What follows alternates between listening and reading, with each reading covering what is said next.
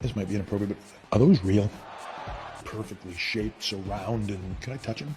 For the past decade, WWE has tried to focus on a more kid-friendly product while pushing the limits here and there. Now that there are rumors of WWE embracing TV-14 again, what can we expect from them in the coming weeks? Will it be similar to what we saw during the PG era? I'm SoCal Val, and here are 5 non-PG segments in recent WWE history. Number 5, Randy Orton kisses Stephanie McMahon. Imagine an employee locking lips with your boss's daughter. Pretty gutsy, right? Well, WWE made that happen between Randy Orton and Stephanie McMahon in 2009 in the PG era. Orton handcuffed Stephanie's husband Triple H to the ring and attacked his wife as he helplessly watched on. The sadistic Viper then slowly proceeded to peck Stephanie on the lips as the entire world watched with their jaws dropped. Looking at its 300 million plus views that the segment has got on YouTube, it's fair to assume that this moment sent shockwaves across the industry. The feud between Triple H and Randy Orton instantly became a red-hot topic of discussion amongst wrestling fans, and the two legends squared off against each other at WrestleMania 25 for the WWE Championship